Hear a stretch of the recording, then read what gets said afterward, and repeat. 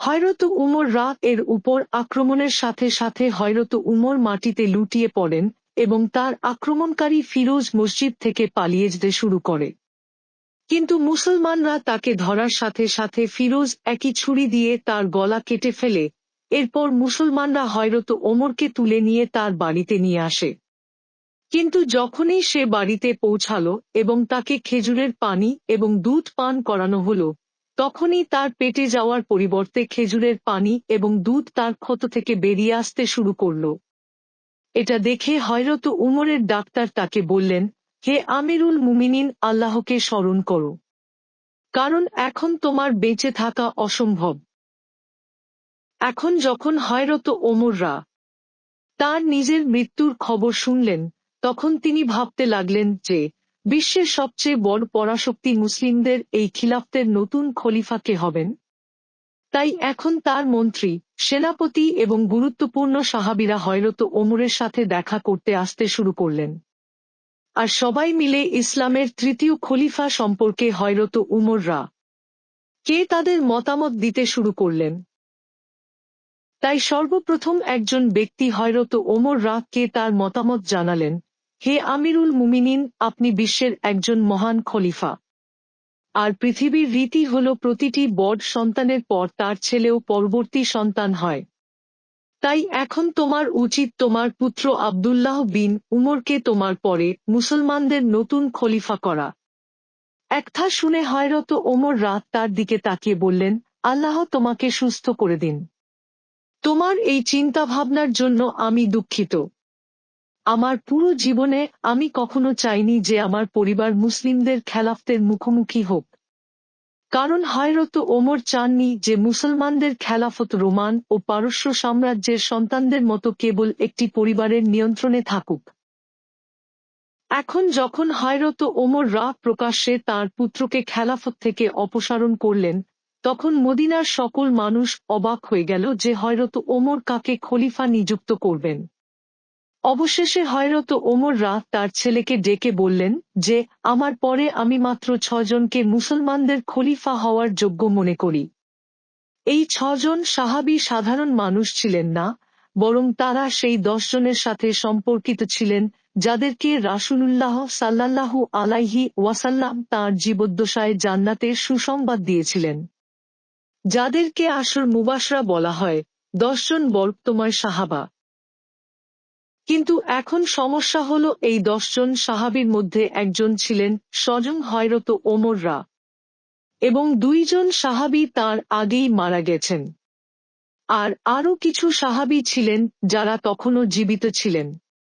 তাই হযরত ওমর এই 6 জন সাহাবীকে খেলাফতের জন্য মনোনীত করেন এবং কেবল একজনকে বাদ দেন। কারণ এই সাহাবীর নাম ছিল সাইদ বিন যায়েদ এবং তিনি হযরত ওমরের চাচাতো ভাই এবং একই বংশের ছিলেন। অর্থাৎ হযরত ওমর আবারও চাননি যে খিলাফত কোনো একটি পরিবারের নিয়ন্ত্রণে আসুক, এমনকি যদি সেই পরিবারটি তাদের নিজস্ব হয়। হযরত ওমর আরও নির্দেশ দিয়েছিলেন যে আমার পুত্র আব্দুল্লাহ ইবনে ওমরকেও খেলাফতের এই সিদ্ধান্তে অন্তর্ভুক্ত করতে হবে। কিন্তু তাকে মুসলমানদের খলিফা হতে দেওয়া হয় না। মৃত্যুর আগে হযরত ওমর মুসলমানদের স্পষ্ট নির্দেশ দিয়েছিলেন যে তাকে দাফন করার পর এই 6 জন সাহাবীকে মদিনার একটি বাড়িতে আটকে রাখতে হবে, যাতে সে খলিফা সম্পর্কে সিদ্ধান্ত নিতে পারে। এরপর তাদের মধ্যে সিদ্ধান্ত নেওয়ার এবং একজনকে মুসলমানদের তৃতীয় খলিফা করার জন্য মাত্র 3 দিন সময় থাকবে। আর 50 জন লোককে এই বাড়ির বাইরে তরবারি হাতে নিরাপত্তার জন্য মোতায়েন করা উচিত। হযরত ওমর এটা করেছিলেন যাতে খলিফা নির্বাচনের সময় এই 6 জনের কেউ তাদের গোত্রের লোকদের সাথে দেখা করতে না পারে, যাতে তারা অপ্রয়োজনীয় জিনিস তাদের মনে না ঢোকায় এবং তারা নিজেদের ইচ্ছামতো সিদ্ধান্ত নেয়। আর তারপর হযরত ওমর তার শেষ নির্দেশ দিলেন যে একবার এই 6 জন সাহাবীর একজনকে খলিফা বানালে তাহলে প্রত্যেক ব্যক্তিকে এই সিদ্ধান্ত মেনে নিতে হবে। আর যে রাজি না হয় তার মাথা কেটে ফেলা উচিত। এভাবেই হযরত ওমর মুসলমানদের ইতিহাসে প্রথম নির্বাচন ব্যবস্থা তৈরি করেন। এবং কেবল মুসলমানদের জন্যই নয়, এটি ছিল বিশ্বের প্রথম ইলেকশনগুলির মধ্যে একটি। তাহলে এখন এই সব করার পর হযরত ওমর নতুন খলিফাকে তাঁর শেষ উপদেশ দিলেন। হে মুসলিমদের নতুন খলিফা, সর্বদা আল্লাহকে ভয় করো। মুহাজিরিন ও আনসারদের বিশেষ যত্ন নিন।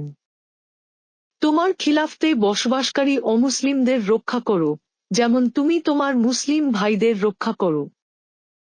আর মনে রাখবেন, আপনার পরিবারের সদস্যদের কখনোই মুসলমানদের ঘাড়ে চাপিয়ে দেবেন না। হযরত ওমর কে দাফন করার সাথে সাথেই এই 6 জন সাহাবী মদিনার একটি বাড়িতে একত্রিত হন এবং হযরত ওমরের নির্দেশে ইসলামের তৃতীয় খলিফা নির্বাচন করতে শুরু করেন। এখন যদি আমরা এই 6 জন সাহাবীর জীবন ঘনিষ্ঠভাবে দেখি, তাহলে দেখা যাবে যে তাদের মধ্যে 3 জন হযরত ওমরের সময়ে সেনা জেনারেল ছিলেন এবং বাকি 3 জন ছিলেন বেসামরিক ব্যক্তি। তাই ভোট গ্রহণ শুরু হওয়ার সাথে সাথেই এই 3 সামরিক সঙ্গী খিলাফতের দৌড় থেকে নিজেদের সরিয়ে নেন এবং বাকি 3 জন বেসামরিক সঙ্গীকে তাদের ভোট দেন। যেখানে জুবায়ের রাদিয়াল্লাহু আনহু সর্বপ্রথম হযরত আলী রাদিয়াল্লাহুকে ভোট দিয়েছিলেন।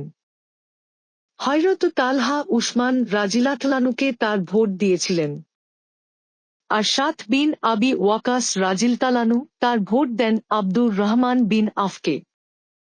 তাই এখন খেলাফতের জন্য মাত্র 3টি নাম অবশিষ্ট ছিল: আব্দুর রহমান, উসমান এবং আলী রাদিয়াল্লাহু আনহু।